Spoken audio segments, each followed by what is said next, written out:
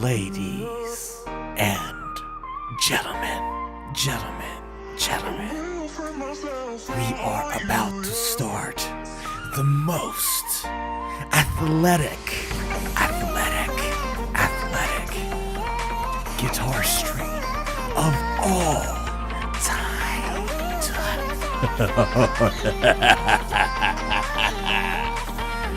Oh, baby. Baby. Ladies and gentlemen. Oh, baby. We are about to begin. Shortly.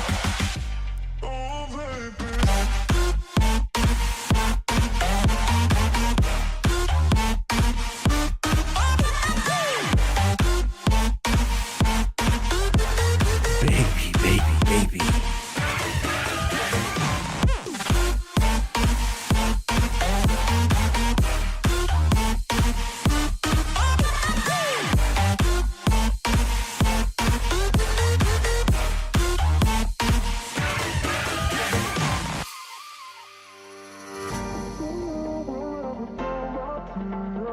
Are you ready to get corrupted by electric guitar?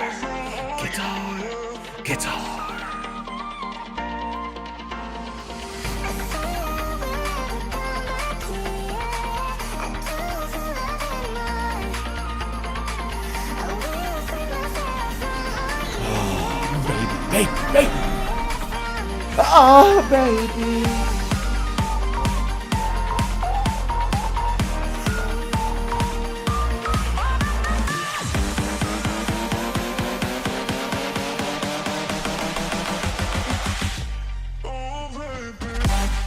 Woo!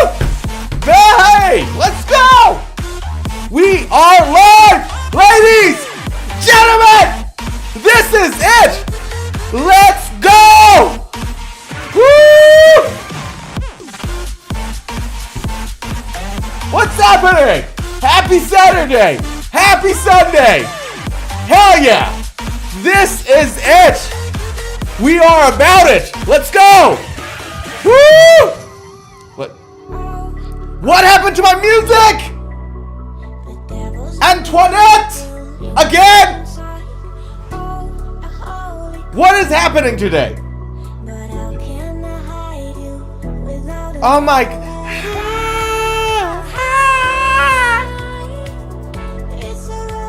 What is happening?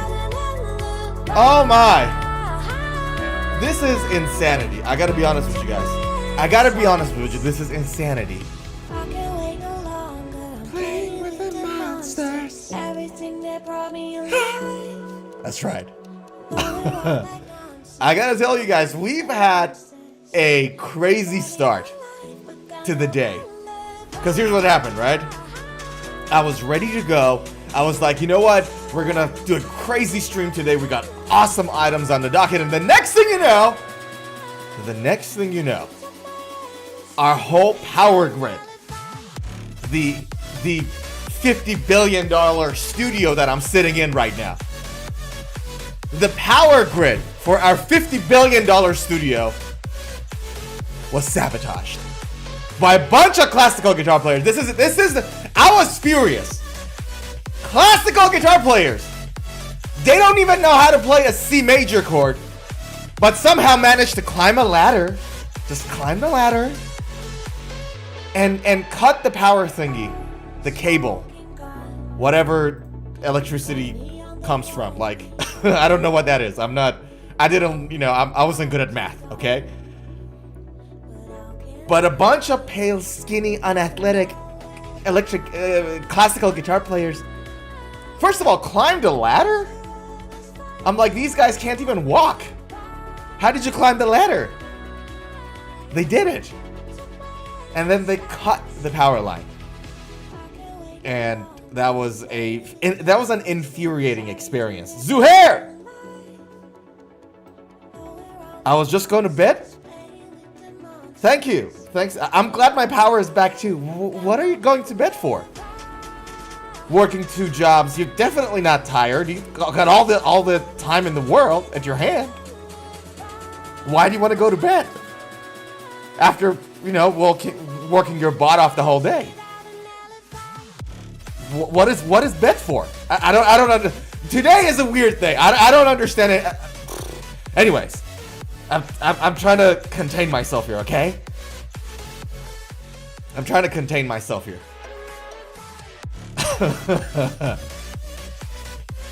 Unbelievable. This is unbelievable. All right, so here's what we're gonna do. Ladies and gents, fellow electric guitar players, okay? Here's what we're gonna do. We're gonna go through our awesome docket. And I'm gonna acknowledge that for a lot of you guys, some of you guys, it's very late right now. So if you're on the East Coast, the time zone is different than when people are on the West Coast, okay? For those who are not in America or don't know anything about America, first of all, wake up. Second of all, that's why. That's what's gonna happen, all right? So if you gotta go to bed, you go to bed. And then you can watch the stream a little later. For those who don't have anything better to do and they don't want to go to bed, that's okay. You can stay. That's completely fine too. All right. So with that being said, we've got awesome items on the docket today. So first, we are going to talk about BADLAND Guitars. There's this group of badass hotshot wannabe guys that they think hotshot. We don't know if they are hotshots yet or not, but a bunch of them came up with this new guitar brand that started in 2023. And we're going to talk about BADLAND Guitars. Then we're going to talk about Yvette Young. If you guys don't know Yvette Young, she's a very good guitar player. She's a little emotional, but that's okay. And she was sharing her feelings with us about touring and Instagram and all that stuff, and we're going to talk about that. Completely fine. You know, people are allowed to be emotional. Then, last week, one of our valued viewers got upset with me. Got really upset because I talked about PRS guitars. And he booed me on stream. And let me tell you guys something. If this was a classical guitar player booing me, I'd be climbing a ladder and cutting their electric power grid cord or something, wherever electricity comes from. I'd be cutting that. I'd be figuring out what to cut. Then I would probably put on some plastic gloves, like kitchen gloves, you know, the one that you prepare food with. And then I would go up on a ladder and cut their power grid, okay? But because this is one of our viewers, I'm gonna play it really cool. But we talked about PRS guitars and I got booed, okay? And I'm like, all right, okay, that's okay. We're gonna talk about our viewer's favorite guitar model today. Chapman Telecaster style guitar called Lawmaker Classic. We're gonna talk about it today. Okay? And this is when you know that if you want your favorite guitars to be featured here, just boo what I like. That's the way to go. Okay? Next, we are going to talk about Guitar Center scam. Yes, there are a lot of scams going around right now. This is true. And we're going to talk about Guitar Center's scam. We're going to talk about Guitar Center's debt. And then we're going to give a public service announcement to make sure nobody gets scammed, okay? And then very lastly, we are going to talk about Davey 504. And I understand that this stream is an electric guitar stream. But Davey is a very good content creator. And the theme of the topic that we're going to talk about today is not going to be that different to, you know, a lot of things that some guitar YouTubers are experiencing. So, with that being said, let's get the party started. Now, before I go, Twitch, YouTube, tell me, how's the volume? Is the background music okay? Is my microphone too loud? Tell me, how's the sound quality right now? Talk to me. That was a chaotic intro, by the way. Tell me, how's the sound? Is the sound good? I'll take it as a yes. You guys should say it's perfect, okay? So, with that said, let's get our docket started, shall we? I'm gonna play some relaxing song, so you guys get relaxed a little. And then we're gonna talk about it. How does that sound? Can I get a confirmation on YouTube and on Twitch regarding the sound quality. Is it good? You guys tell me. Is it good? Yes? Good. All right. So let us get started with our items on the docket, shall we? Let's do this.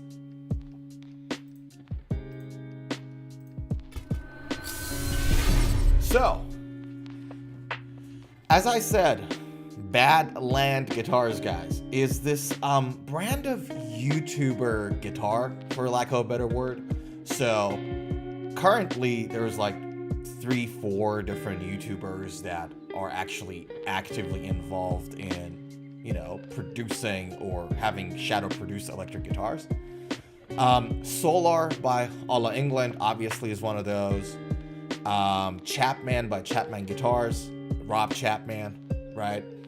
We're going to talk about him a little later down the stream, but his is another one. And Badland Guitars is, I think, the third, like, example. There was another one. There was another brand there, too. I forgot about the name. But Badland Guitars is one of those, I guess is what I'm trying to say. It is a YouTuber guitar brand, for lack of a better word. And unlike Chapman Guitars, all of their guitars are actually made in the US, and they've got this genius thing going on their website. I'll show you in a second. But basically, this guitar brand was made in 2023 by the Tone King, Lewis, and Philip McKnight from Know Your Gear podcast, alongside with Lucas Scalarabin and Brian Oxley. Brian Olexey, rather, not Oxley. And so their whole shtick was to produce like an 80s themed electric guitar that is very high in quality, that is US made, so it's kind of boutique and high end, but the price point is much more affordable. That was what they were trying to achieve with this. The first model they came out with was the GX1 model. It's like a super strat kind of shape. It came out at $2,500 US, and it was like a limited 100 guitar batch run, if you know what I mean. And the thing about these guitars, as you guys can probably see, is that the paint jobs, the whole theme of this set of guitars is insane, by the way. Right? It's really 80s. Now, you got all the neon work. Let me shrink myself. You got all this neon work going on there, you know, with the tiger and the chopper and all that jazz. But it is really 80s, right? Like that like there looks like George Lynch stuff. The zebra, you know what I mean? And then the flame, the fire, whatever. And they're all made in California. So that's the thing. Now, check out these guitars. Right, and there's a bunch of guys who have already talked about this, but I really wanted to show you a couple of things on this. So, first of all, you've got, like, you see the pickup there? These are like Badland US made pickups. Where was the? There we go. So they're actually made in Maryland. I thought they were made in California. Never mind. So this one at least is made in Maryland. Too close to PRS, by the way. They're on Maryland. It's a limited 2025 run, 25.5-inch scale, 3-piece quarter sawn neck with carbon fiber reinforced rod, so that's for extra stability. When you got a multiple piece neck with carbon rods in it, all glued and then shaped, that's usually done for stability of the neck. Ebony fretboard. You got the railroad mother of pearl inlays. Kind of looks like Jackson. We're going for 80s Jackson vibes, aren't we? I mean, look at the headstock. Look at the, shark fin inlays. We really are going for 80s style Jackson, right? And you got side dots, USA Spurzle locking tuners, dual action cross rod, BGC original headstock. You got like basically this pointy Jackson style with a little bit of a less angle and then an extra pointy bit down there. So that's the headstock.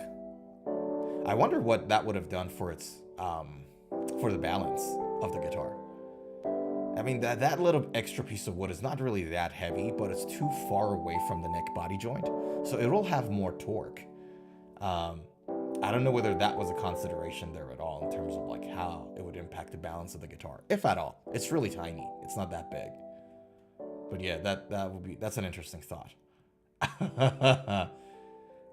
This seems like a kind of headstock that you do just so that you don't get, you know, caught by trademark lawsuits. Like, you know what I mean? It's like the neck looks too close to Jackson, so you add that extra bump in there so that so that you don't catch a lawsuit. That looks like the purpose of that little bump there is. Oh, headstock angle is 11 degrees. I like the fact that they mention it here. So headstock angle, guys, is not talking about this angle here. It's actually talking about the angle from the other side, like from the side. If you look at the guitar neck from the side, has an angle. The headstock, that's 11 degrees. I think is what they're talking about. 80 select neck profile. I don't know. That would be not that thick of a neck, so it's for fast playing, I think. Yeah, first fret 0.79, 12th fret 0.85. 11/16 inch. Yeah, not that thick. Fretboard radius compound 12 inch 16 inches, very Jackson like, I might say. Nickel silver fret wire, 24 frets. Now, construction is neck through. That's interesting. The construction of the guitar is neck through, and we talked about neck through necks in our last stream. Wood is alder, body wood. Finish is polyurethane.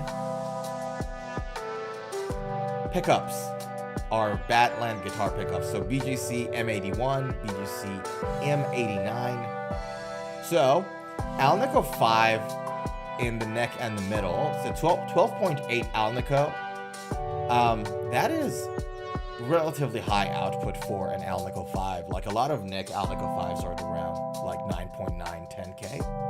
So guys, this, by the way, so this figure, for those who don't know, pertains to the resistance in the DC circuit of the pickup, right? So the higher that is, the higher the output. So 15.9 is pretty standard for a guitar that is supposed to be played in distortion for like a rock metal guitar. So that's pretty good. The neck middle is a bit more high output than I thought it would be for an 80s inspired guitar. Because with that one, and again, I may be wrong, with those 80s inspired guitars, you don't want like a one-trick pony. You want to be able to play, you know, a wider range of sounds, I guess, out of your guitar. And again, for fairness though, like if you look at just the design and the look of this guitar, this is a rock metal guitar after all. Like you don't go to play jazz with this guitar, that's for sure. But yeah, that's interesting. Like if I was to guess, I'd be like the neck one at least would be around like 9.9, the middle one 12.8, and then the bridge would be like 15.9K, you know. 3 mini switches on the toggles, and then USA made Floyd Rose bridge, locking nuts rather, sorry, and middle knurled knob. And it comes with its own custom case, which is insane, by the way. This is really good. I love guitars that come with their own like hard cases. Hey Dorotio, how are ya? Dorotio, we were gossiping about you earlier on the stream, believe it or not.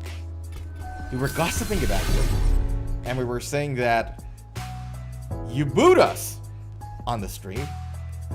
And to reward people that boo me on the stream, I talk about their favorite guitar brands. So we actually got Chapman Guitars in the docket, in the pipeline.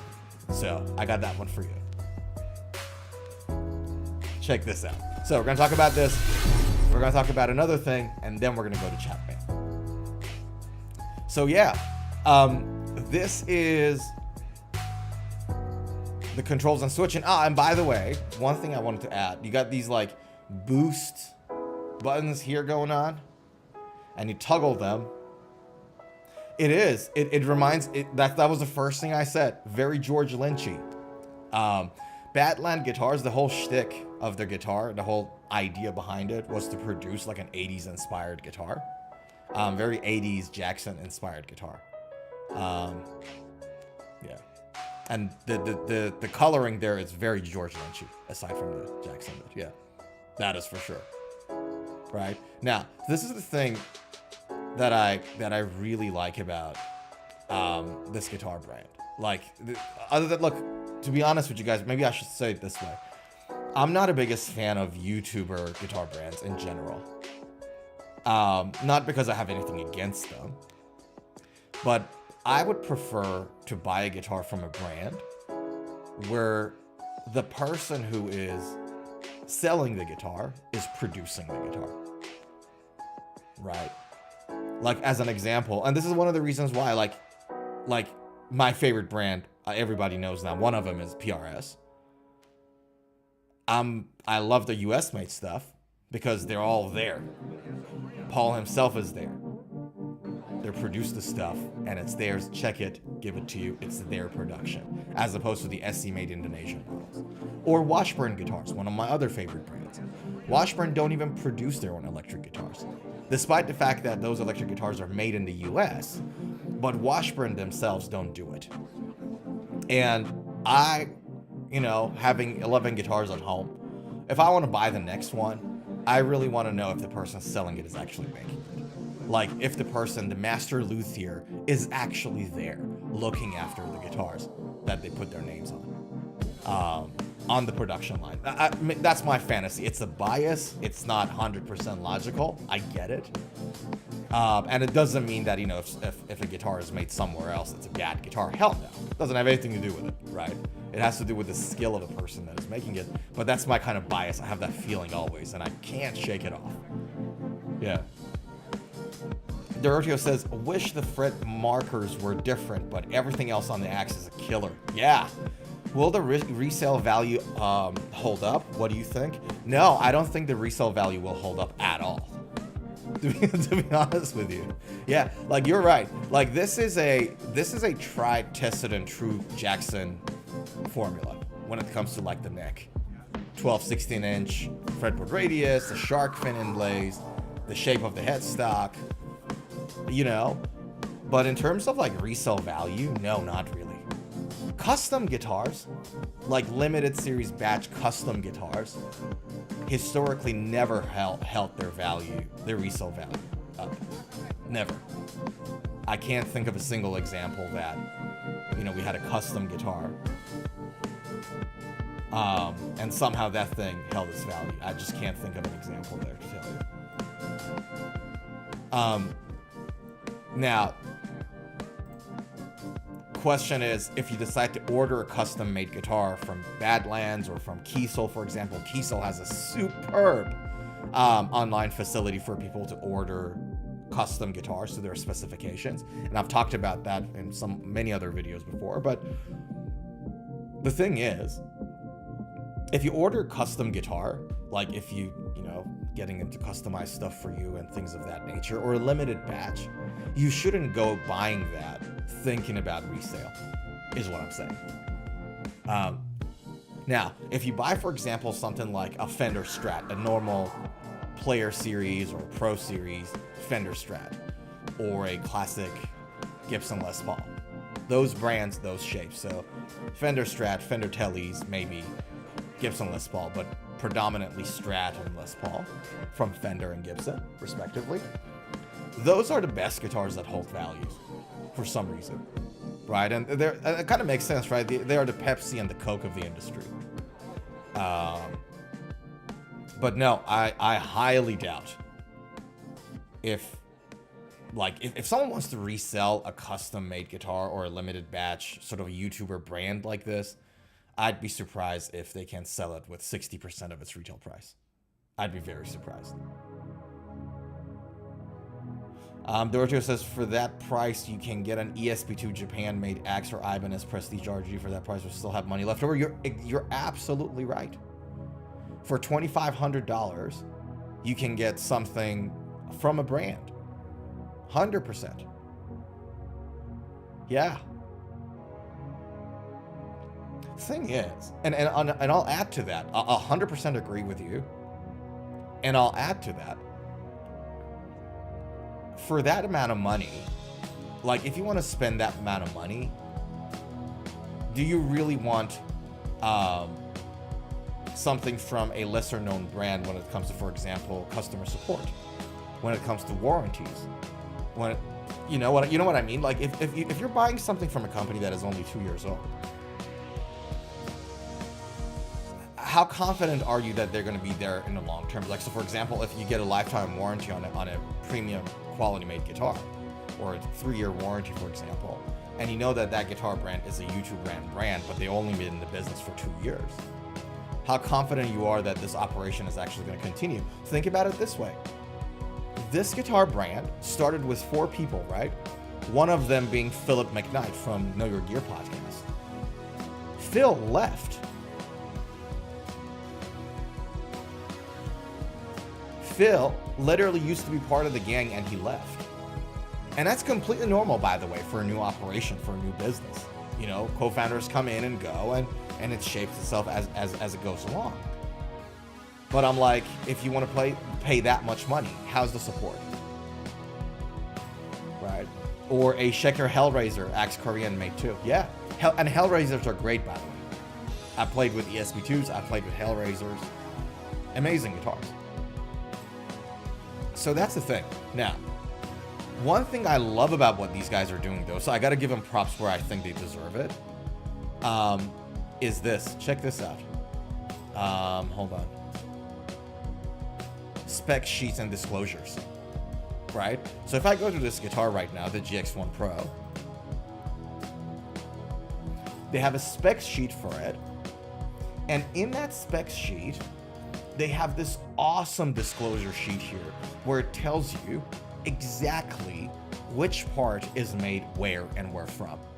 So that when they tell you this is a US made guitar, they actually mean it. So check this out. Let me make this larger so you guys can see what I'm looking at. So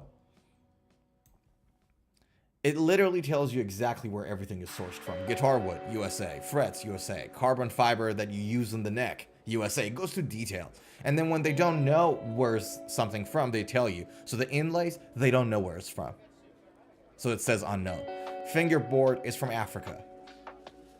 Pots from Taiwan. Switches from Taiwan. Battery box from China. Output jack is made in the USA again. The circuit is from USA. Pickups from USA. Hardware, everything from USA. Extras, certificate folder. Like, that's how deep it is. Certificate folder. Where is the folder from? USA. Case and candy bag, USA.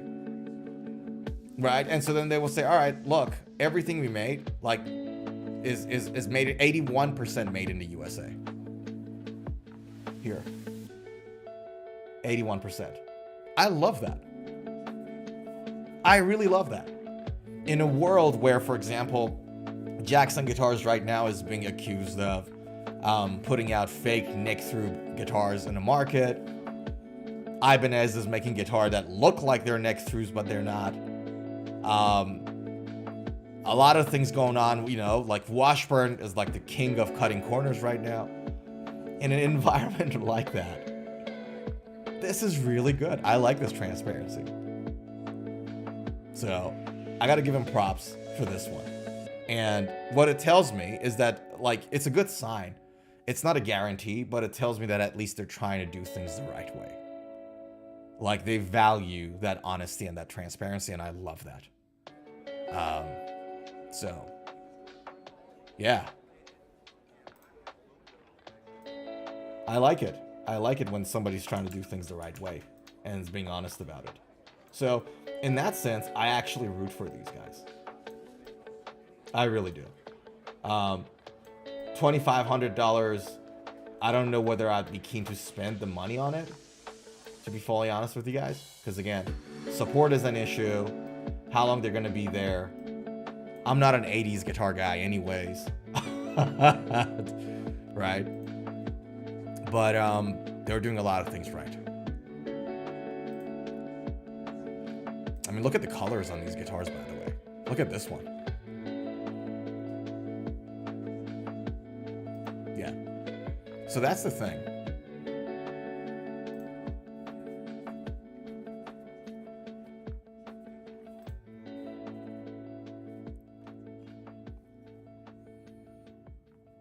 By the way, one thing I forgot to say is look at the custom colors on these guitars are insane, by the way.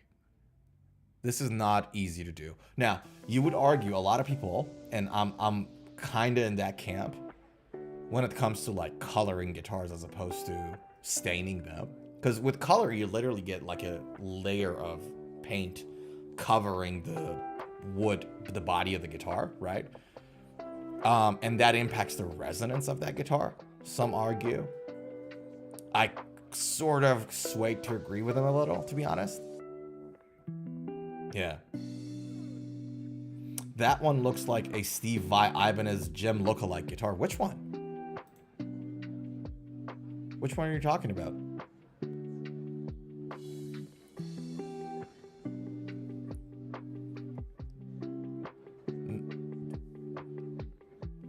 Let me go to the past runs. Maybe they have a full list there. Which one? This one. I think you're probably talking about this one. I think you're talking about the Holo Flash. Because the other ones, I don't know. The other ones don't seem like the Gem to me. This is the one that is probably the closest to Gem, like the floral blue Gem. Yeah, that's the one you're talking about. Yeah. It looks beautiful. It looks superb, by the way. So yeah. And frankly, it doesn't have a middle pickup, which makes it even better to me. Yeah, this doesn't look like 80s guitar at all. Like this doesn't give me 80s vibes whatsoever. Like all of the other ones do. This one does. This one does. This one does. The dime bag looking guitar does. The Panther one does. But not this one. So yeah, check it out, guys. Like it's an interesting, like if you guys are into 80s stuff. I wasn't even born in the 80s. I was never into 80s music either that much. Like other than Metallica probably, which is like the first metal band I ever listened to. Thrash band, I guess. But if you guys are into 80s stuff, you'd be interested in this. And I'm rooting for these guys, man. I really am. So, yeah.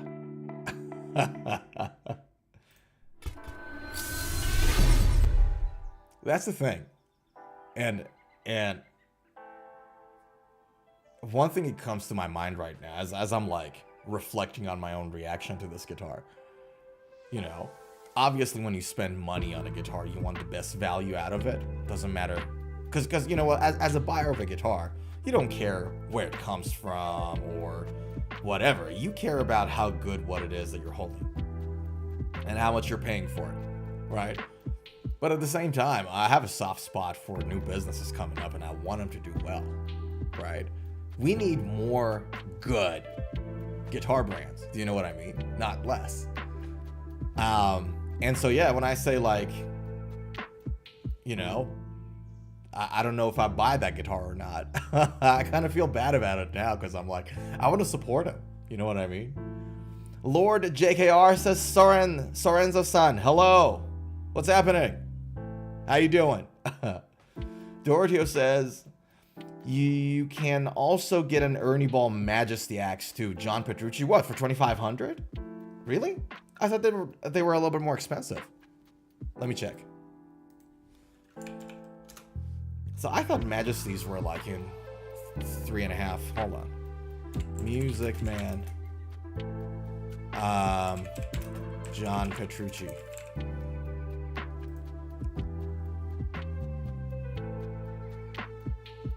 All right. Yeah, no, they are more expensive, dude. Like I thought they were $3.5. I was right. $3,800, $4,200. Yeah, they're not like $2,500. The mid tier level. Do you have a model number or something? Let me see. Let me sort this price wise, and then we'll see. Mid tier level. Do you mean like Sterling, Doroteo? And I don't even know if Sterling has John Petrucci model. John Petrucci models, okay. Hold on. You're right, okay.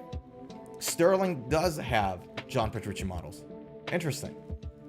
I didn't know that. I didn't know Petrucci had a Sterling signature model. Yeah, okay. You can get 2 of them for that price. Because that one was like $2,500. These ones are around like what, $1,500? $1,100, $1,300. Yeah, I can get 2 of those. Lord JKR on Twitch says, do you ever take song requests like for you to play on guitar? No, I haven't done it before. To be fully honest with you. Especially now, I can't do it even if I wanted to because I have a bad left wrist injury. I literally barely escaped having to do a surgery on my hand. Literally about is this the paper? Yeah. I'm not gonna show you guys my whole details, but this is literally the neurophysiology clinic that did the test on my arm and says whatever. You know? So I barely, like, I got saved by the bell on that. So for that, I'm actually pretty careful. I'm not performing or anything. I just like practice in 20-minute max in 20-minute batches. So I do like 10, 20-minute sessions during the day. And I know that the moment I start to perform, like the moment I'm like, all right, you know what? Now it's time to do something for somebody else, like put on a show. That's when I know that I'll get injured on the day, like within my current condition.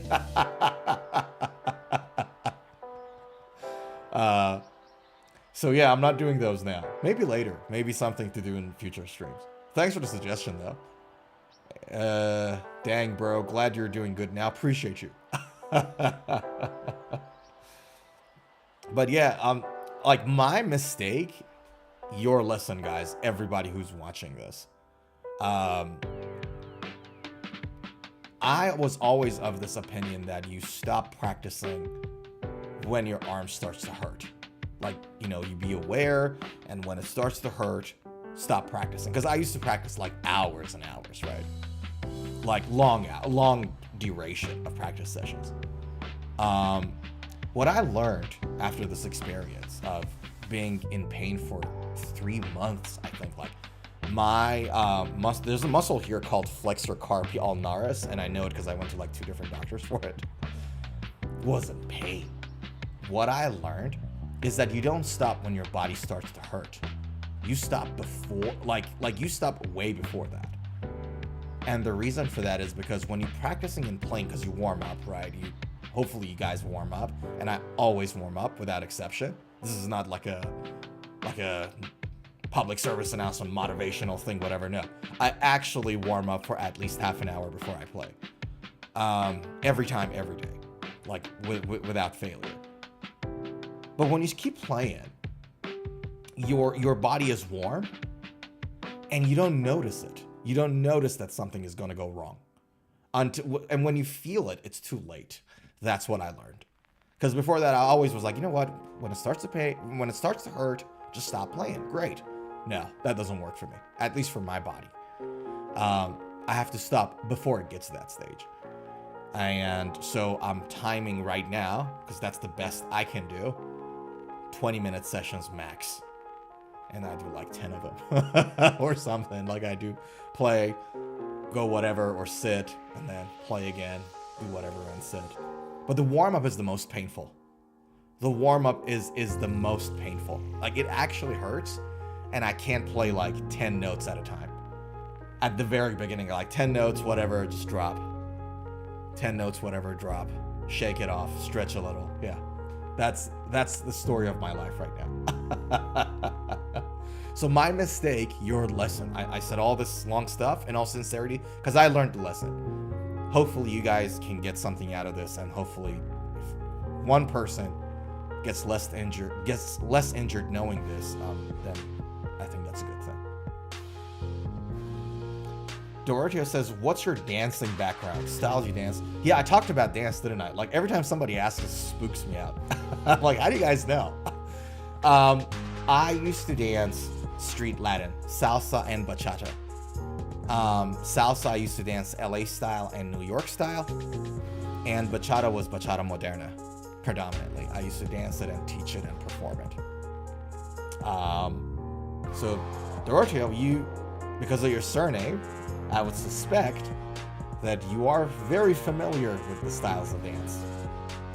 I used to do it. Now, obviously, the type of salsa dancing that you do inside a studio is a little different to the type of salsa dancing that you do just, you know, Latinos do at their parties or in the street without training. So this one actually has, you know, training. It's very ballet influenced in a lot of ways, by the way. So like when you dance LA style of salsa, a lot of the spinning technique and posture and everything else is very ballet influenced. So that's what I used to do. And I ran my own school. I had my own dance school. And then a certain virus 3-4 years ago kicked in and just knocked us out. But yeah. Anyways, that was Badland Guitars. Guys, tell me, is the background music too loud, or is it good? Because I don't know, it just gives me a bit of a weird vibe right now. It feels like it's a little too loud. Is this better, or would you rather? Yeah, Latin ballroom dance, waltz. No, salsa and bachata predominantly. I did some Brazilian zouk for training, but I didn't actually do any business endeavors or any classes or anything in that manner. Predominantly salsa and bachata. Yeah. So, with that said, shall we talk about the next item on the docket? And by the way, can I say something? It's such a good segue to what Lord JKR just said like earlier on regarding, like, we talked about like the injury and everything else. It's such a good segue because this article I read, it was like a really interesting article. It is about Yvette Young making a comment about pressuring of, you know, the pressures of being a guitar player in the social media age. And I thought I wanted to talk about it. So, Yvette Young, guys, if you don't know her, she's actually a super good guitar player. She's endorsed by Ibanez. She does a lot of tapping. She knows for her tapping techniques on her songs. The songs are very chill in vibes. If you haven't heard her work, I highly recommend you guys to check her out. But one thing she said I found really interesting was this. So check this out. She said, after touring so much, I do not enjoy sweating bullets, having to nail every little surgical run. Yvette Young on the pressures of touring in the social media age and why we all need to rethink our relationship with music. The multi-hyphenate, that's such a mouthful of a word. Multi-hyphenate. Do you guys use that? Like, has anyone ever used this word before? Has anybody here ever referred to a musician multi-hyphenate? Because I haven't. That's the first time. Anyways, the multi-hyphenate artist has recently kickstarted her solo era and lent her chops to James Gunn's new Superman movie soundtrack. Yvette Young may be best known for her work in Covet or the surgical tapping precision she showcases in her social media works. However, in this image of perfection and precision that the multi-hyphenate, again, hyphenate artist is ready to shed, as she embarks on a new era that involves a string of more pop-tinged solo music. That is such a badly worded article. Why can't you just make it easier to read? So I'm gonna skip this stupid bit. After touring so much, I do not enjoy sweating bullets having to nail every little surgical run. The prospect that every little mistake might haunt her forever thanks to social media creates sky-high pressure and expectations for her that she's trying to overcome via this freer chapter in her life and artistry. Can I say something? A lot of this is actually self-made, right? Like now, all of us who watch YouTube or Instagram videos, and you know, the stuff that we're watching is pre-recorded. It's not a live performance, or it's not like a real playing, which most of them are, right?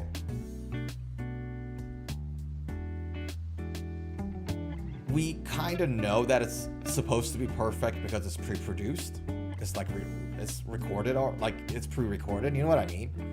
As opposed to like just playing something live on camera. And we recognize the difference. And so maybe if you're worried about having to be perfect forever, maybe you can, you know, do more videos that is of you actually playing in front of the camera and let all the imperfections to flow through. You know who does this really like the best? Nuno. Nuno is the best person for this. Because even in his recorded stuff, he's not chasing the absolute most perfect whatever. Nuno Betancourt, check his tone out. Like in his playing, you hear a lot of gunks, you hear a lot of imperfections. And I think that's the thing that actually makes his tone unique and beautiful. And so when you get your viewers to get used to that, or you set the expectation like there from the beginning, you'll never have to try to be perfect forever. Because, and again, no human being can ever do that. You can't ever be perfect forever. My videos, like, and by the way, it's not like something that, you know, I'm telling you guys you should do, or artists should do. My videos are not like that either. I'll show you guys, like, if you go to my Instagram page, because I mostly do like long format stuff, right? I don't do like short formats at all. But if you go to my Instagram, give me 1 second. I'm just going to share this with you guys.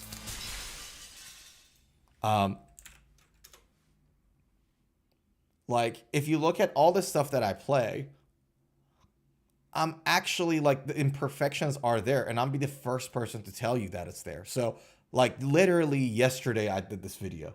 Check this out.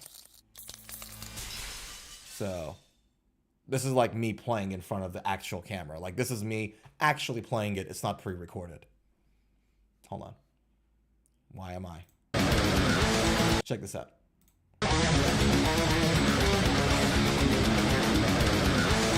I was late there. I was a little off time there. And I'll be the first person to say it. But that imperfection was there. Like, it wasn't like perfect. Or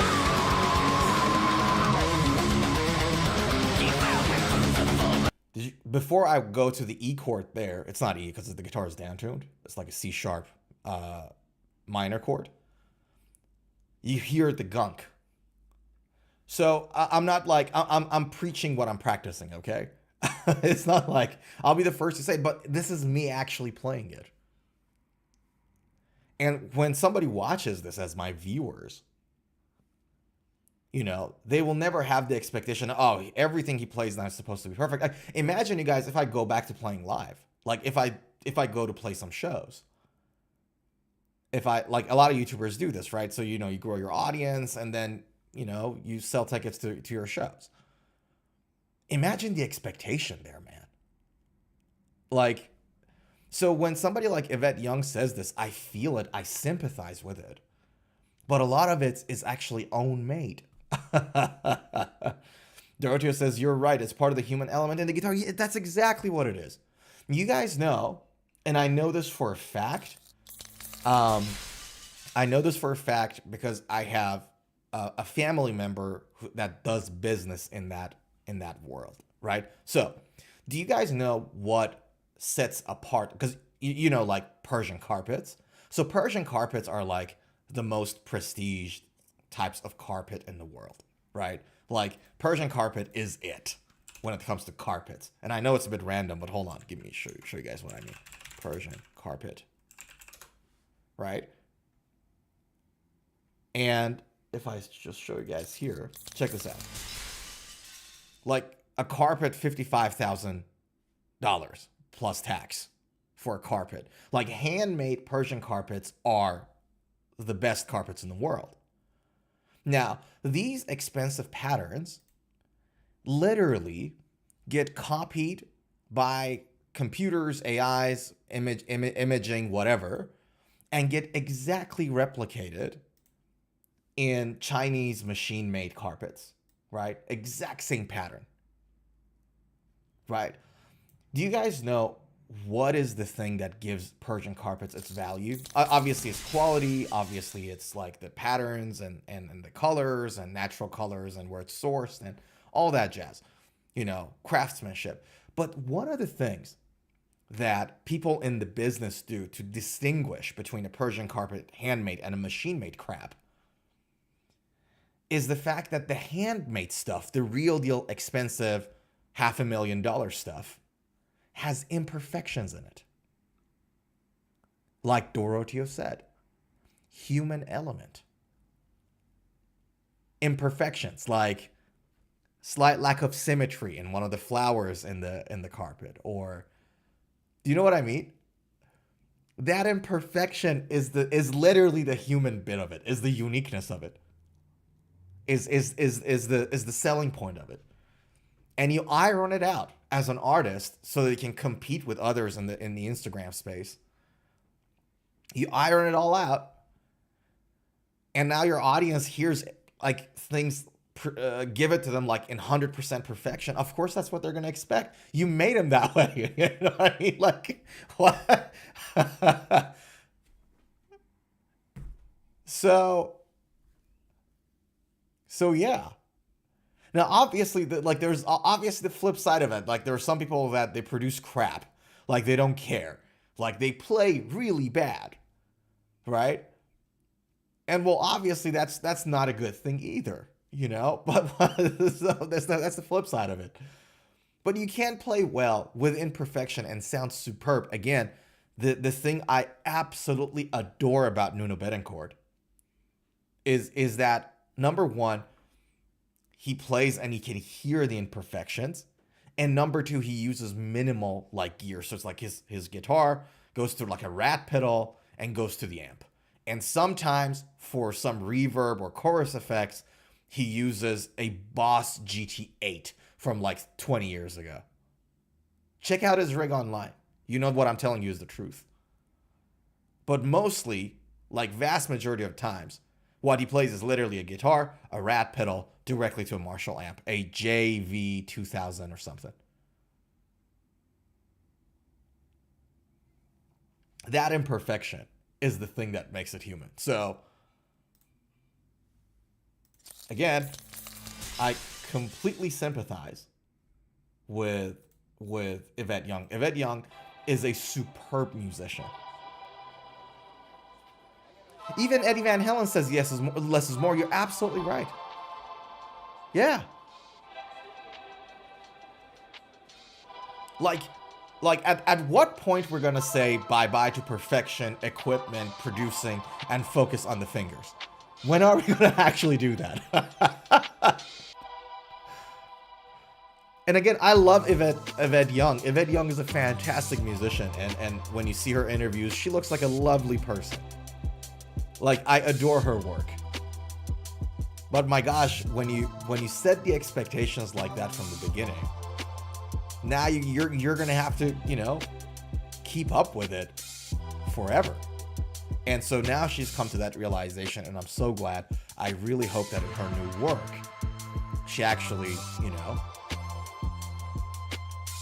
changes this for the better so that she can be a happier musician and enjoy her work, and her audience can hear something less crazy produced and more raw. That's a lesson for everybody, man. Like, why do you play guitar? Why do we play the guitar? We play the guitar to have a good time, and we play the guitar to give others a good time. No pun intended. Okay, right? That sounded a little fruity. That sounded a little dirty. I get it. And that's okay. But we really play the guitar to have a good time and to give others a good time. And I don't get it. You know what I was thinking about? I'll tell you guys, AI. This whole imperfection having a human element matters so much in the world of AI. Like, this is gonna come back again. This won't be the end of this talk about like authenticity and perfection and all that. There will be a time that AI is gonna produce every music, like most of the music. And we all as a society, as a group of music lovers and guitar lovers, are gonna sit down again and talk about this very same topic over and over again.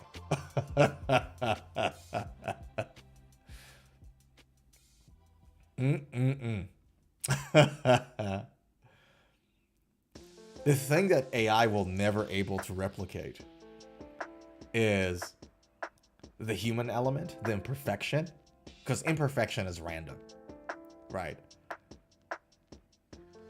We'll never be able to replicate that. And AI will never be able to replicate the feeling of you holding the guitar and playing and enjoying it and enjoying it with yourself or others. So to me, it seems like even as a content creator, if you want to focus on something so it can stand out, that's the route you want to go. Not the route of doing AI. Because right now, AI is hot. Not long from now, everyone will start to get bored from these AI-generated nonsense on YouTube or whatever. You guys know what I'm talking about? Like cartoonish animation, AI made clearly, and then the voiceover, AI made clearly, or the music on it, AI made clearly. At some point, people are going to get sick and tired of it and start thinking about, you know, what it actually means to play the guitar. I don't know. Maybe I'm just old school. I don't think this is old school. It seems like to me that this is logic, but hey. I wish nothing but the best for Yvette Young, in all sincerity, as much as we're joking around here. All right. With that said, ladies and gents, shall we talk about our next item on the docket and potentially Dorotio's favorite topic? We're going to talk about it. Chapman Guitars. That's a funny thing that we're talking about this today, by the way, because the first item on the docket was also a YouTuber brand. And Bobby Chapman is also a YouTuber. And he has this guitar. So, for those who don't know much about Chapman Guitars, or you might have heard of Chapman, but you don't know like crazy much about it. So Chapman initially started in 2010s, like that's where the idea came into fruition. And it started as a DTC brand, like a direct to consumer brand. They mainly, predominantly, distributed their guitars through Undertones Music in the United Kingdom, England, and their own website. So that was basically how they started. But basically what that allowed them to do, taking the middleman, the distributor, and the warehousing out and taking care of all of it themselves, it allowed them to produce the guitars and sell it to people at a lower price for the same spec. So it allowed them to be competitive when they started, which, by the way, can I say something? I don't know whether BADLAND Guitars has that advantage. They produce things in smaller batches, so, but yeah, that'll be interesting too. Anyways, so that was the first thing that they did really interesting when Chapman Guitars started. So they had high quality stuff with lower price tags on them. And then second thing that they did was that they crowdsourced a lot of their specs on the guitar. So for example, they would allow the fans to vote on a type of wood, type of pickups, or the color of certain guitars. And so that created a bit of a buzz and an engagement in their audiences when it came to, those guitars. So that's how Chapman started. And then in about 2020-ish, what happened was that the Chapman guys was kind of shifted to a more traditional retail model, right? So instead of selling everything themselves directly, they started to use, Undertones, Sweetwater, in America, Musel's Corner in Australia. So instead of selling everything directly, they started to use those sort of more traditional retail methods. And part of that reason, I guess, is that, when you go DTC, scaling is a bit of an issue, right? So for you to be able to scale as a direct-to-consumer, you're going to need infrastructure, you're going to need warehousing, you're going to need everything, right? So using dealers, and distributors ensures faster shipping, better service, better support, and all that jazz. And that's where things sit. Now, one thing that Chapman Guitars did a little crazily, which I was really surprised by. That one was the bit that didn't make any sense at all. Doroteo just commented this. Check this out. Doroteo just said, I like the ML1 Pro series. And that was literally what I wanted to talk about. So they had this ML1, ML2, 3 classifications, right? If I'm not mistaken, ML1, ML, by the way, stands for Monkey Lord, which was Robert Chapman's YouTube handle, Monkey Lord. And so that's where ML came from, by the way. So they had ML1 for Strats, ML2s for Les Pauls, and ML3s for Telecaster shapes, if I'm not mistaken. So that's how they, Monkey Lord 1, Monkey Lord 2, and 3, that's how they named the models. And those names actually stuck. Like, the audience was pretty on board with it. It wasn't like Ibanez, RG, then some barcode after, you know what I mean? They had the names and they were working, but then somehow they decided to change it to actual names. So ML3 is now the Lawmaker, and they have the classic model, they have the baritone model, they have a whole bunch of models here. That's like Lawmaker, you know what I mean? So that's the Tele. You got the Ghost, which is the Explorer, and then you got the Pegasus, which is the sort of the super strat shape model. Regardless, check this out.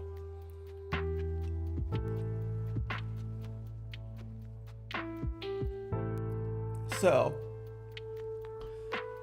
one thing that also changed with Chapman Guitars, and I think this was where they sort of gave a lot of confusing mixed signals to the audience, including myself. At some point in, I think it was maybe 2 years ago, alongside with the change of names, Rob Chapman announced that the company will no longer be producing mid-range guitars. So they'll be focusing more on high-end stuff. That was a live thing that he did, and I watched it. And that was interesting to me. I'm like, okay, so we're changing the name. We're changing the approach to building guitars. And then things that happened after kind of showed that he might have changed his mind again on it. And that's completely fine. As a business, you try things, and if it works, you stick to it. If it doesn't, you go back to the previous ways or something new.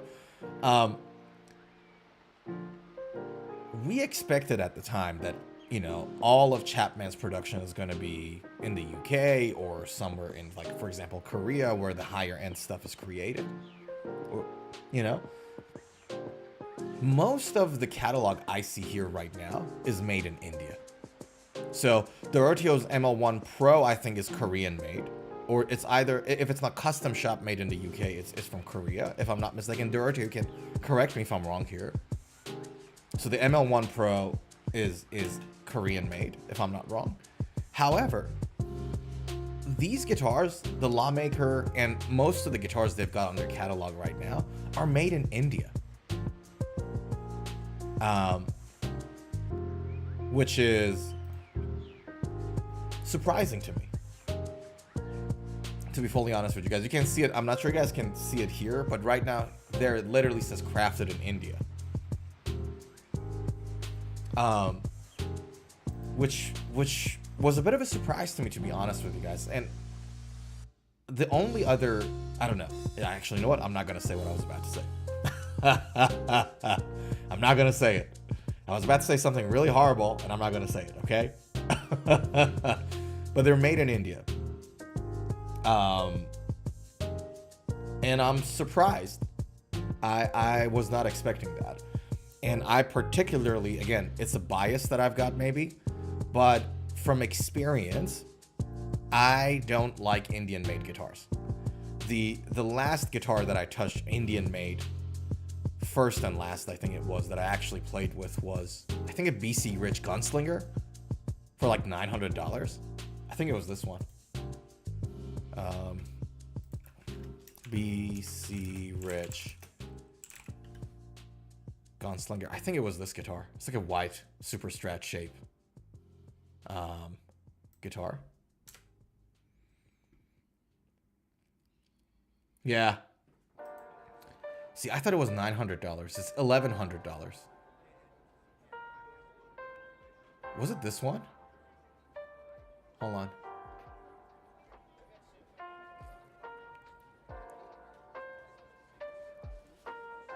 I'm pretty sure it was either this one or like a slightly cheaper model of it that was made in India. And I think it's maybe this one. Retro 2, Guitar Gunslinger 2. It was one of the two. It was like a white Gunslinger in a more affordable range. And my good lord, it was horrible. It was a horrible guitar. I really, like, it really left a bad taste in my mouth. So I don't have really great of an, I don't have an amazing experience with Indian made guitars.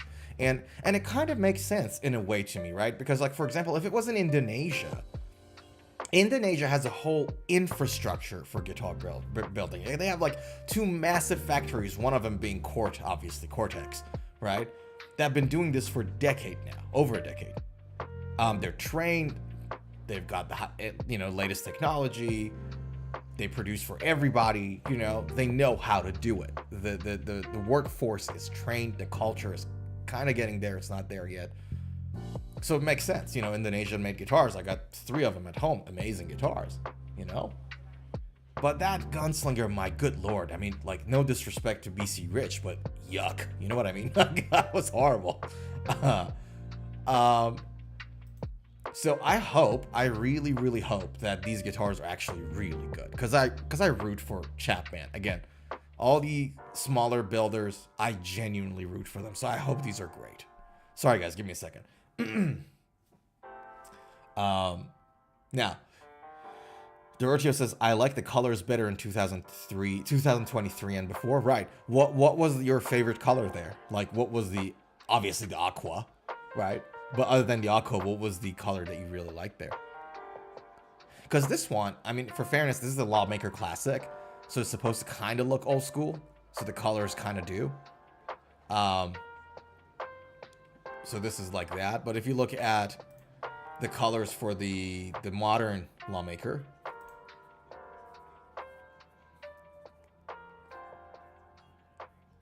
it's a little bit more, I guess, more modern looking for that matter. But the difference between the Lawmaker Legacy and the Classic, one of the differences I think is the body curve. I think this one has more of a body curve there in terms of, like, you don't get that boxy thing that you get from a Telecaster and this guitar. So you got like the sort of like a violinish body curve there. You got a bit of a curve there in the neck hug there, if you know what I mean. But it's an interesting looking guitar for a few reasons. Like, for example, I'll take you guys to the specs. Hold on.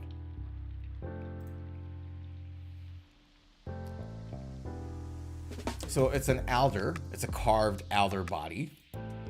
It's a roasted maple neck, which is fantastic. I love roasted maple necks. Rosewood fretboard with rolled edges. So rolled edges, guys, refers to the fret being circled up, so it's not sharp at the end of it, the frets. 22 stainless steel frets. 9.5-inch neck radius, C neck profile, standard Telecaster style. Straight angle. So that's like a Fender's neck building paradigm. That's pretty, consistent with its origin.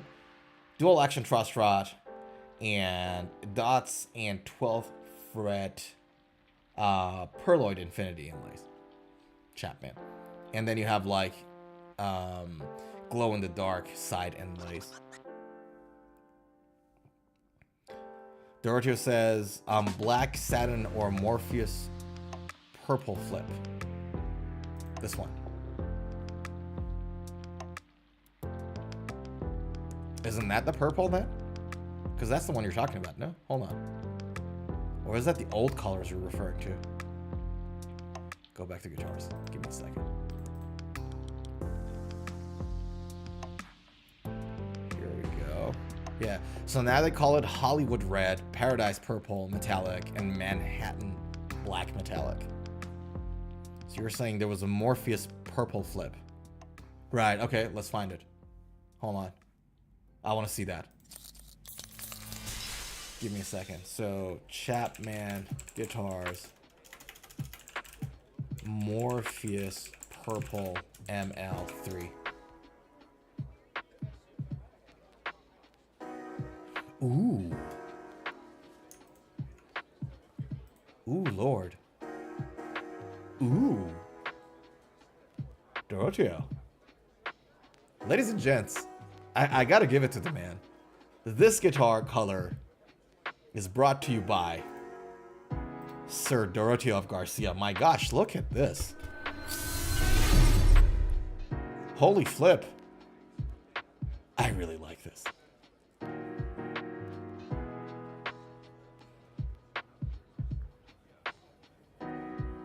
That looks really good. I saw a Hellraiser with this kind of like a color tonality.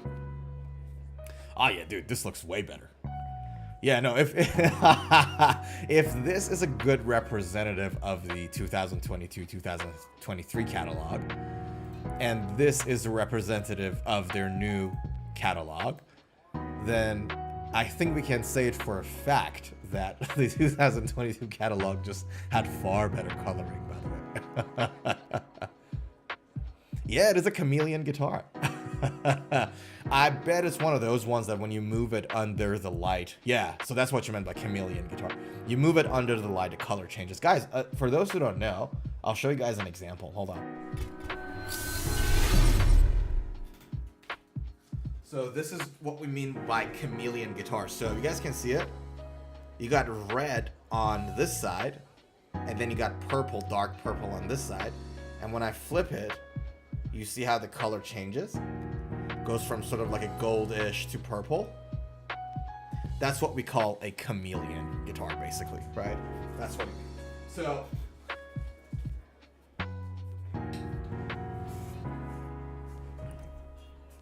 that's a chameleon guitar.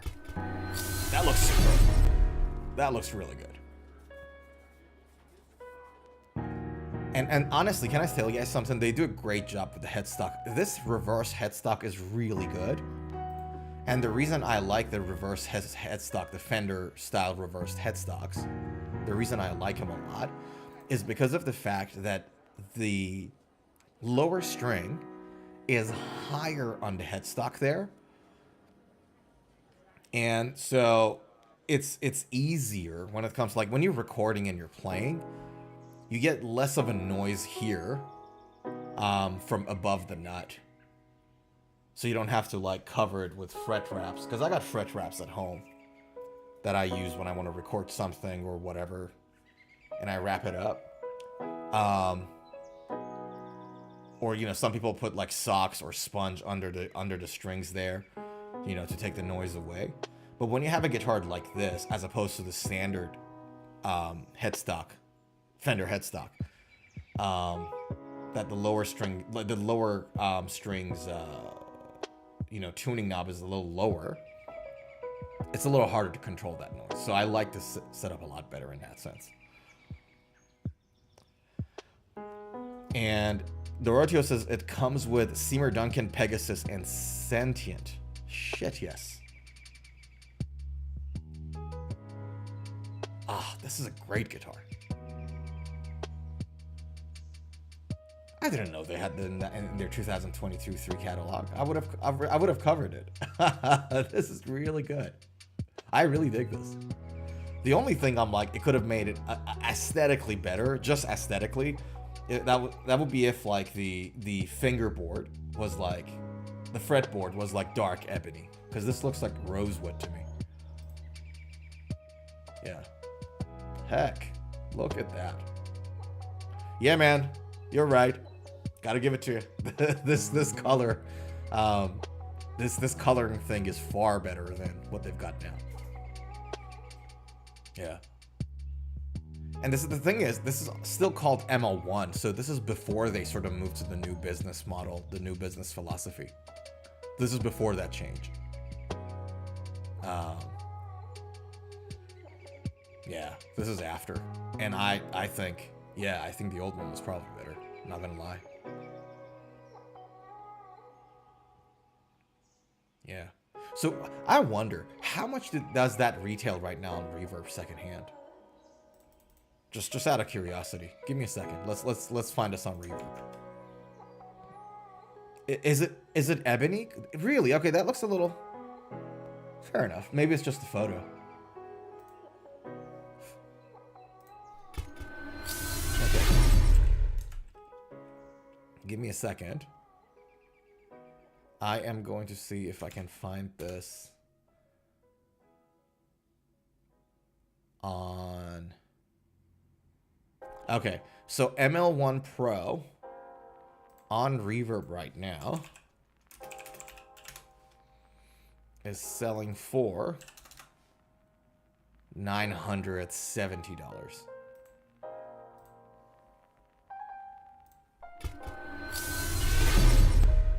$970. Okay, so I forgot what's euro to USD conversion. I wonder. To USD. What was the price again? 1,100. Yeah, right. So $1,300 down to 960. Interesting. Yeah, right. So now if you contrast it with what they've got currently here, and acknowledging that this is probably not the pro level, what do they got for gold hardware, Chapman string through Tele style, 250K pots, of course it's a single coil, and then the pickups are Simmer Duncan hot Tele pickups. So 16.2 Alnico 5 pickups for the bridge, and a 9.9K Alnico 5 for the neck, and that's pretty standard as far as the Teles go, with a 3-way blade switch. Yeah, I really think the upside of this guitar is the roasted maple neck and the carved body for the Tele, because the pickup is pretty standard, like pretty good pickup for a Tele. I think, yeah, so I'm not a fan of the coloring of these at all. Just like the Doroto, I would assume. The color looks a little weird to me. Like, I don't think they did a good job coloring the other Tele either, this one. Like, I don't know, maybe it's just me. It doesn't do it for me at all. Yeah, none of the colors are actually looking really that crazily pleasing, to be fully honest with you guys. I think the older models were a lot better. It's like Washburn. Like, Washburn is way worse. I'm not bashing on anybody that likes Chapman guitars. Like, Washburn is one of my favorite. Hold on, let me go to the look at me view, because this is a heart-to-heart, honest conversation. Like, Washburn is one of my favorite guitars. I would not buy a Washburn guitar made after 2020. I'm not. As much as it pains to see them going down the drain, like the shithole, for lack of a better word, I would not buy a Washburn guitar that is made after 2020. It's just not gonna happen. Okay? So, believe me when I say that I know how it hurts when your favorite brand is going a little downwards, you know, and their glorious period is no longer there.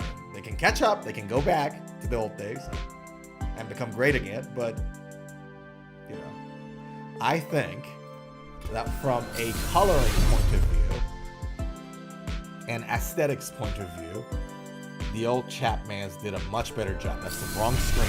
There we go. The new Chapman guitar colors are awful, says Doroteo, and I could not have agreed more with you. Yeah. They look awful. I'm not gonna lie. And I know you like Chapman guitars, dude. By no means, please don't think don't think of it as me bashing on the guitars that the brand that you like. Like I said, I love Washburn guitars myself, and they are a shit show right now. Like they're so bad right now. So yeah.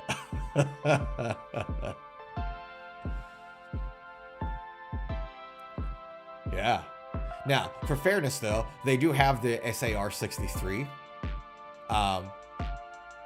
the Chris Robertson signature. This one looks decent. Like, I'm not a fan of the F-Hole, the F-Carve, F-Hole, whatever you call it. F-Hole sounds horrible, by the way. And you know what? F-Hole sounds horrible, and I like it. I like that you call that an F-Hole, because I don't like holes in guitars. Electric guitar has to be solid body, and every guitar has to be electric. That's my philosophy. So every electric guitar has to be solid body, and every guitar has to be an electric guitar. I'll die on that hill. So I don't mind at all that this is called an F-hole, but it has an F-hole, and it's a semi-hollow guitar. And I like the color though. The white satin color, I dig that. With the gold hardware, it sits really well.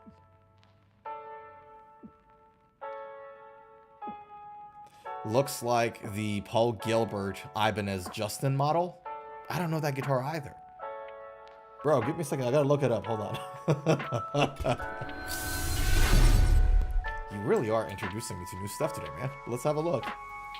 Paul Gilbert. You're not talking about the one that is like has the F holes painted in it, are you? That's not the model you're talking about. Hold on. Paul Gilbert Ibanez Justin model. Yeah, you're talking about the one that is painted. That's not like a real hole. I think they just painted it. This is what you're talking about. I know what you're talking about. That's the one.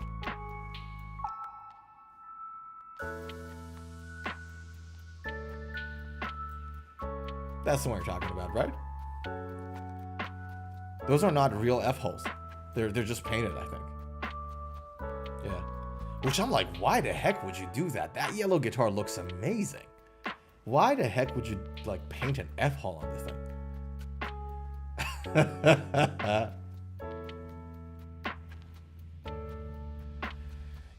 Paul Gilbert, love him by the way. Mr. Big, his solo stuff, huge fan. Horrible looking guitar.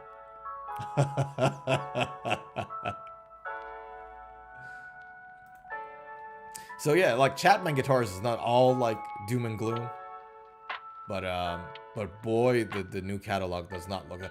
I honestly think part of the reason is because they're producing them in India. I really think that. Because not all color you can work with them the same way. Some of them are harder to apply because they have different thicknesses and all that jazz. And then if you move something from like Indonesia to India, I would think that you're trying to cut some costs, some building costs. And so therefore you're more likely to also go for like, you know, more affordable paint jobs and all that jazz. But yeah, I think they were in a much better position a couple of years ago than what they are now. You know, you got the amps and everything else going on with them. But yeah, that's really interesting. The whole cycle of it was interesting to see, you know, how they sort of shifted from one business model to another. And you could see that a lot of like Chapman's live streams and videos, you could see that a lot of the times, like even as he's talking, he's trying to figure things out a little. It was really interesting to see the whole cycle, and I'll keep following the guy just to see like where he goes in that journey. But I agree with Dorotio that the 2022 catalog was probably much better. I'm surprised they changed the names, man. ML1, 2, and 3 landed. Audience loved it. Like, we all knew it. You know what I mean? Like, ML was Chapman Guitars. We all knew that. And now you go and say, you know, like Dictator or Lawmaker, whatever the Tele model name was.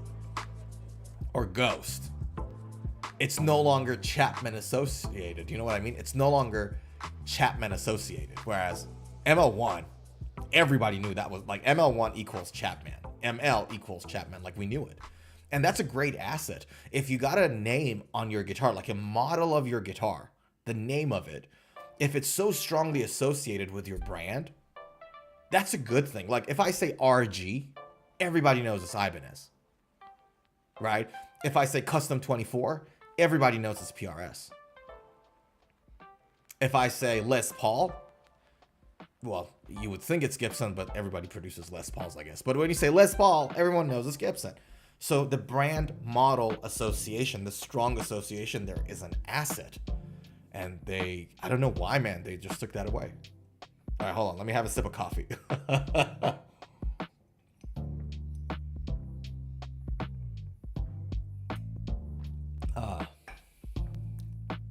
So yeah, that's interesting. Anyways, you guys, shall we go to the next item on the docket? And what I'm trying to do is to keep this stream nice and quick and easy, because it might be a little late for a lot of you guys. Sorry that this stream started later today, like I announced it on the Instagram story, the X post tweet, and the YouTube post. Our power grid went out. Like, whole electricity thing was not there, so I couldn't actually stream. A bunch of classical guitar players. Oh, I have a rant about classical guitar players, you guys. They went there and they cut the power grid, and that's treachery. And I have the proof for that too. Like, if you guys think, oh, he's just joking around, he doesn't have a proof or anything, I have the proof. We took a photo, and I'll show you guys. Hold on. Let me go to my Instagram where I have the proof. Hold on. Here's the proof. We caught him on our CCTV cameras. Now you might look at him and say, oh my God, he has like 3 arms. That can't be real. Yes, it can be. A lot of people have 3 arms. In fact, a certain appendix in my body is too long. People think I have 3 legs. That's right. But we announced it there, right? So if there was any issues, reschedules, things of that nature, I'll be announcing that on the Instagram stories, X posts. We can do YouTube posts. The problem with YouTube posts is that YouTube is not a platform that is designed for posting like this. So I can do it, but I know that a lot of viewers and subscribers don't see it. So if you guys want like live updates on where things stand, and if something like this happens, do follow my Instagram channel. And on YouTube, I predominantly do long format stuff. The short format is excellent stuff. So live updates, short format stuff there, and you might see some cows there as well. So okay, moving on. Let us talk about Guitar Center, because why not? Let's talk about Guitar Center, because there's this new form of did I say live stream? Holy shit. There's a new form of scamming that is going on. Where's my, there we go. Sorry, that was the wrong Guitar Center thing. So there's this new form of scamming that is going on in the Guitar Center. That there are fake websites literally created that try to pretend like they're Guitar Centers. Right. So somebody goes in and is like, I saw the price and I thought it was a great deal. Scammers are targeting Guitar Center customers. Here's how not to get cut.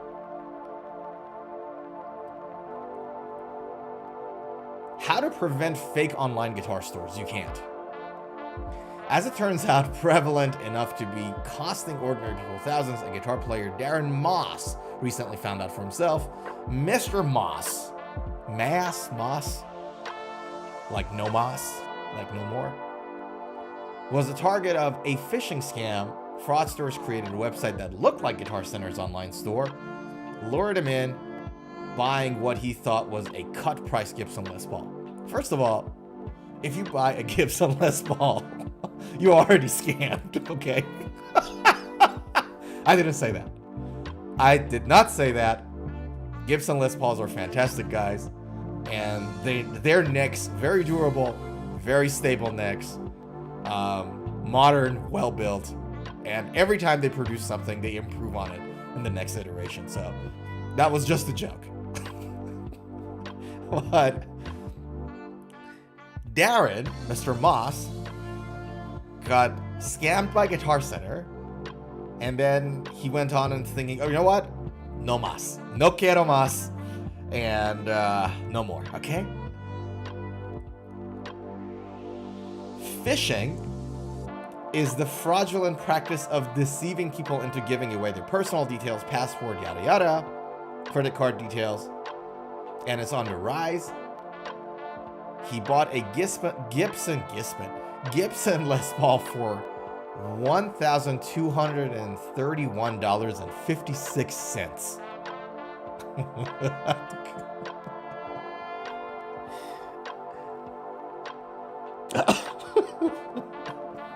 Sorry, stop the music for a second. Hold on.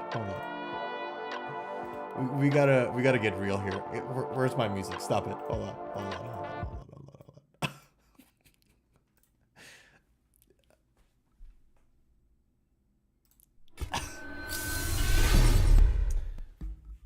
My man bought a guitar for $1,231.56. Now, listen. 56 cents is the thing that I wanted to talk to you guys about. Guys, when you're buying a guitar and the cents in the price tag of that guitar is not 99 or 89 or 50 or 25 or 0. If it's 56, 73, 29, 41. If it's any of those numbers, have some self-respect. and don't buy that guitar. Because why would you have a guitar price tag with 56 cents? Like $1,231.56. Why?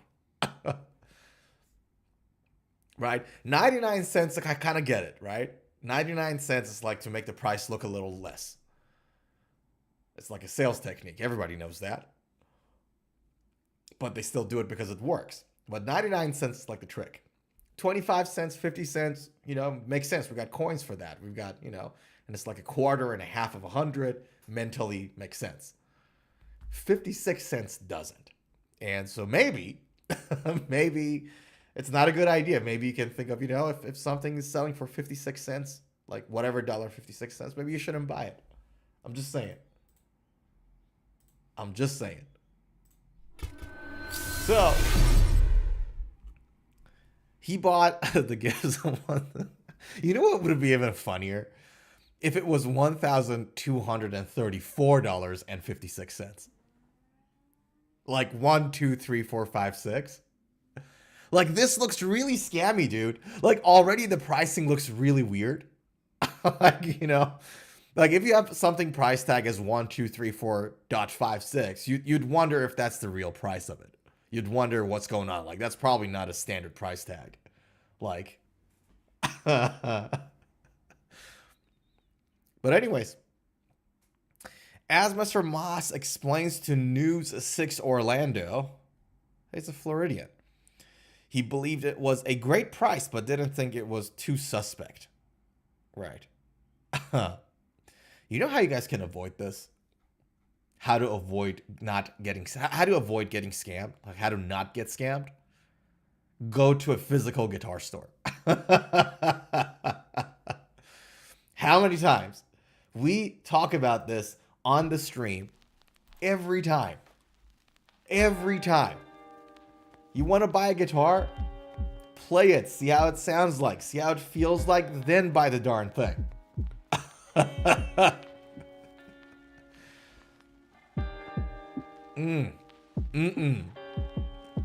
Right? If you really want to buy it online, go somewhere, play it, and then come back home and buy it online. How about that?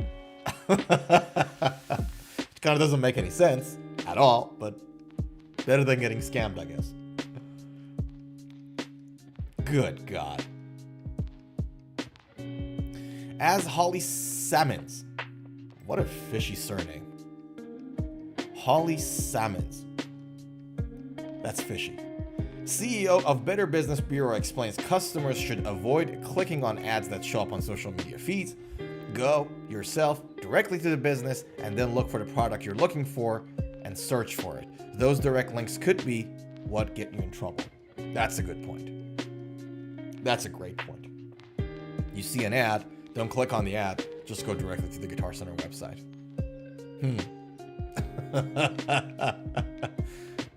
Like the price was literally 123,156.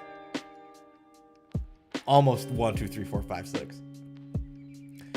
Yeah. Speaking of, by the way, speaking of Guitar Center scams, there was something else going on in the Guitar Center, which I thought, if you want to buy a guitar, you'd be interested to know.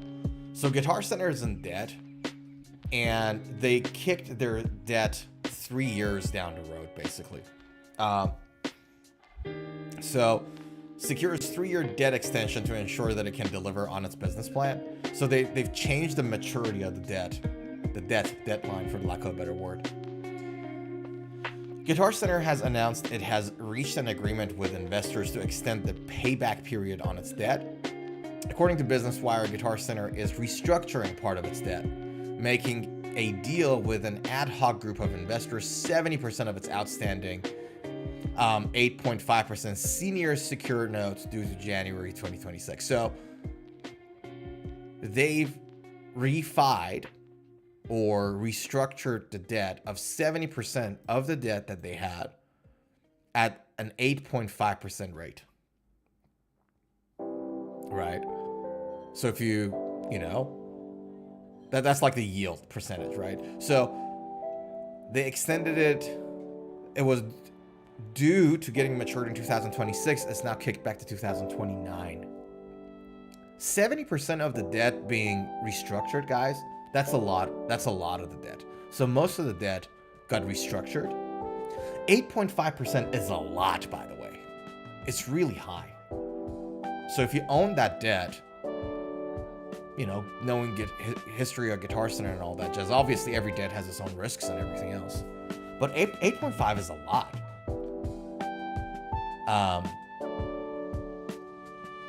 S&P 500 does 10%, right? So I guess it's not as crazy high, but that's Guitar Center. That's not like, Fantastic 7 or whatever. But yes, they kicked it back to 2029, 70% of the debt. What I'm getting to here is that I won't be surprised at all if Guitar Center has more frequent and better deals and specials right now. Right?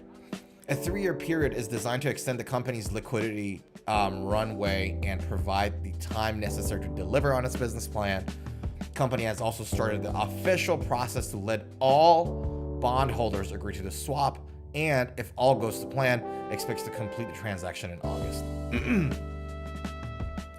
Yeah, 70% is a lot of the debt. So they really need sales here, huh? Like they got 3-year extension and all that jazz, which is good. But yeah, won't be surprised at all if a lot of good specials come in. Guitar Center announces provides more respite for the leading retailer and comes amid tariff uncertainties, growing competition from digital retailers, and the closure of several prominent guitar stores in various countries. Interesting. According to Guitar Center CEO Gabe Dalporto, several changes have been introduced to ensure the company can withstand the new environment. On Amazon, when you think about what we can uniquely provide for the musician, low-end, cheap, toy-like instrument, that's not where we're going to win, right? The premium product is where people are going to take the time and care and want to experience it, and that's why that's important to us. We're leaning into that really high quality premium product where experience matters.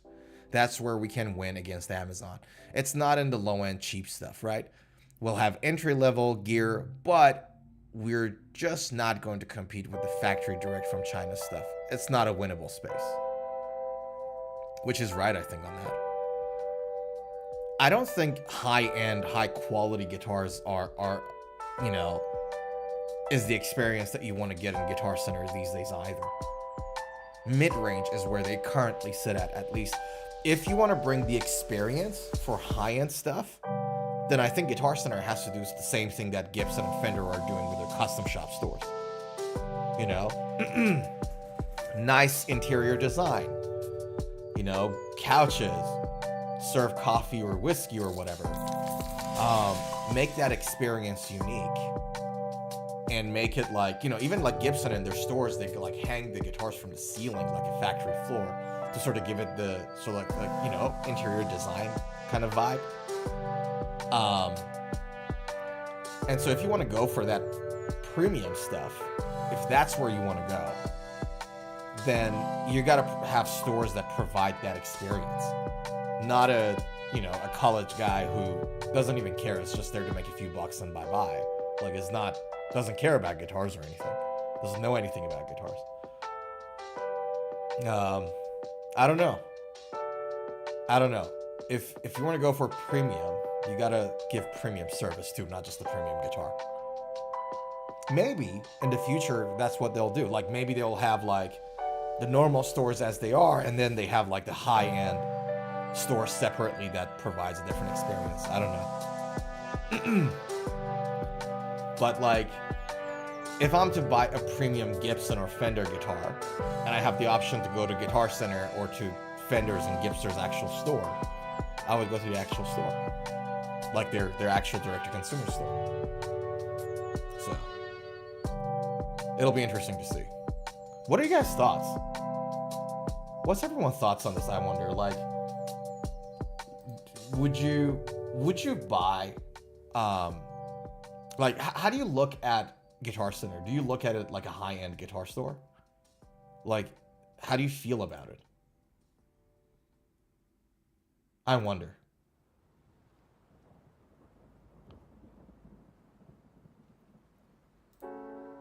Cause like, you know what I mean? Like, it's mid-range. Like, that's how I feel about Guitar Center.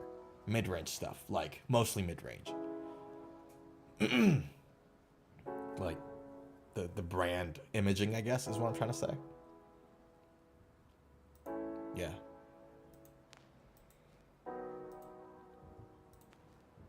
But I don't know. Like, we can't afford Guitar Center failing. Already a lot of like smaller stores are going out of business. Surely Amazon cannot be the last man standing. I don't want to buy mid-range and high-end guitars from Amazon. I just don't. Like, like Guitar Center is taking a lot of business from like mom and pop stores and all that jazz.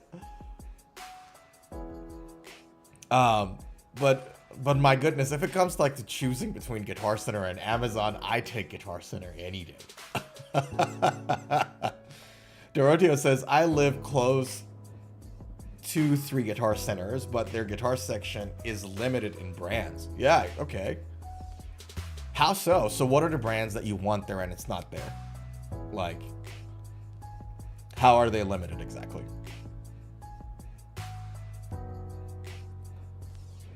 Yeah, because the thing is, like, when you think of Guitar Center, you know, everybody thinks about them like the supermarket of guitars, not like a small mom and pop's ran market, you know. You want to have all the brands and everything else, whereas if you're looking at a more family-run business, you think of, all right, well, they retail these specific stuff, you know. I mostly shop on American Musical Supply or Sweetwater. Yeah, that's fair enough. Look, is that for guitars that you shop online mostly, or is it for like equipment, like what do you call it, like accessories, strings, and all that?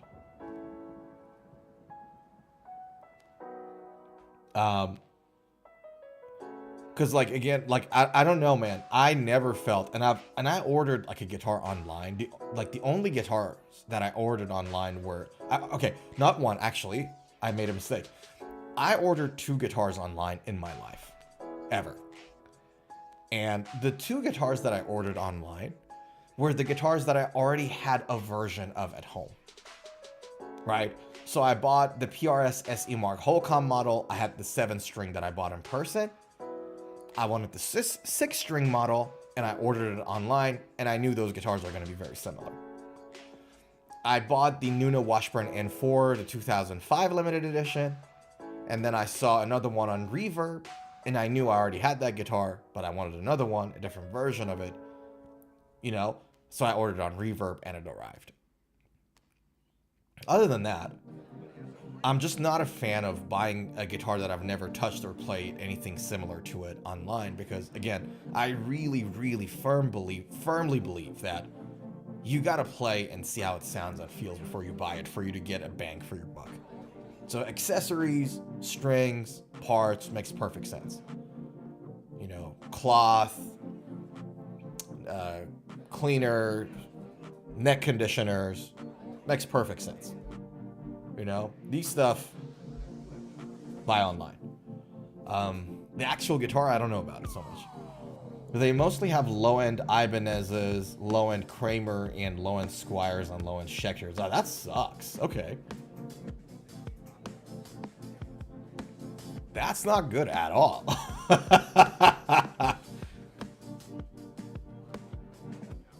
Really? Okay. I don't know, man. I don't know. Especially like, Dorcha, you're in Texas. Texas has a massive guitar scene. Texas is like, you go to Austin, you go to Houston, you go to Dallas. You know, I'm surprised. You would expect, anyways. I mean, obviously there are bigger stores and a whole bunch of others, you know, there that you can go to. I shop for all guitar stuff at AMS and Sweetwater. Okay, so you ordered it online. Fair enough, dude. Fair enough, and I'm glad it's working out for you. That's more than fair. But yeah, okay, that's interesting.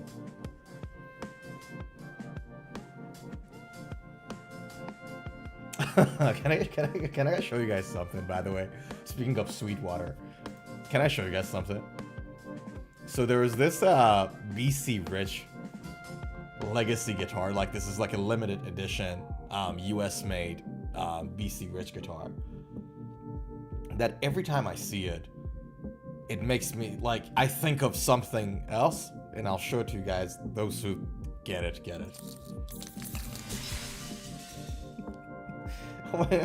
When you look at the tone knob of this guitar, what comes to your mind? Like, at the first glance on this guitar, what does that volume knob look like to you?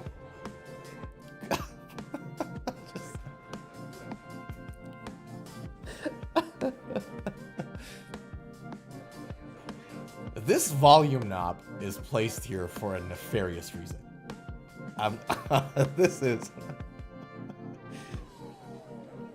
This looks like something completely different. And you put a lady there, you know, with lipstick, and that lady looks really good. You know, it's a limited edition US made guitar. Fantastic.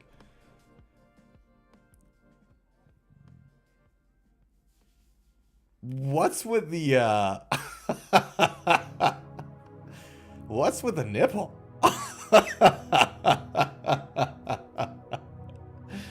I swear to God, that's on purpose. Like the way they positioned it, this guitar, this design reeks of a dirty mind, of a dirty mentality.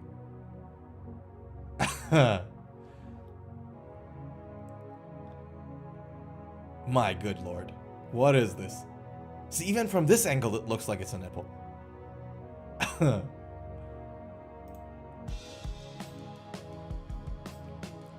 That's on purpose. No way. What is this guitar? So I got a solid body guitar, alder body, maple neck, maple fretboard, humbucking pickup, original Floyd Rose. Looks like a hair salon poster. It does look like a hair salon poster, but a topless one. Good Lord.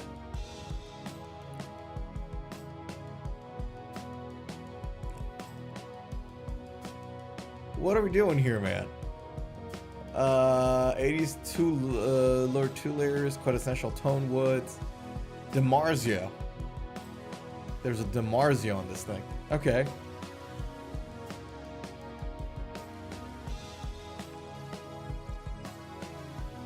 Alder body. Maple fretboard. Maple neck. Shredzilla C. 25.5 inch scale. Locking tuners. One US made DiMarzio Super Distortion in a 500K pot. Shocker. Original Floyd Rose. This brass block and locking bridge. Huh. I just saw like... And I get it, like rock and roll always comes with like breaking boundaries and everything else.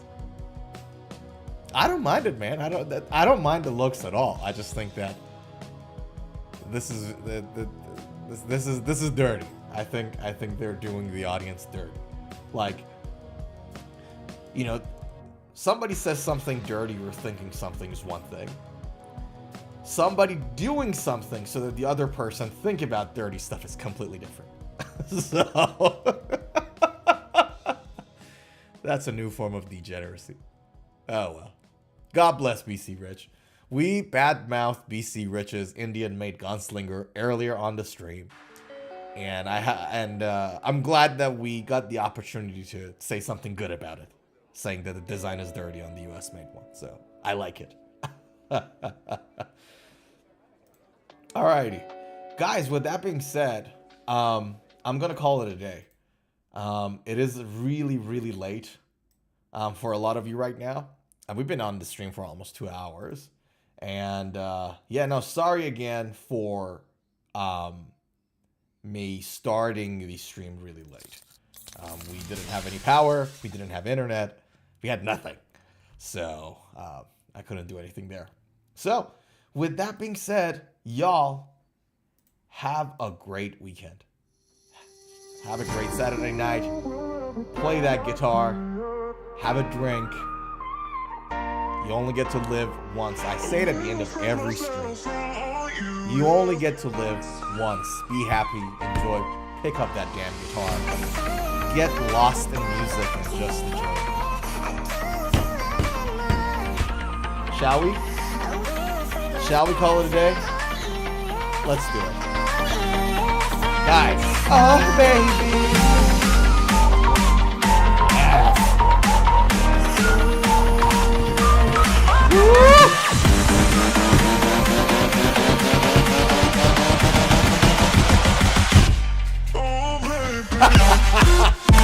Happy weekend, everybody!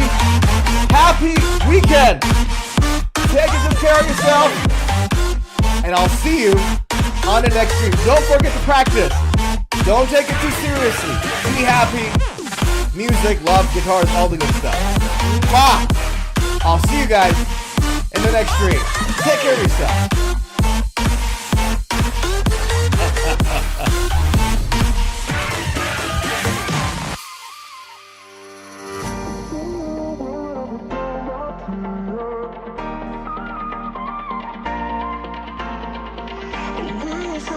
so afraid.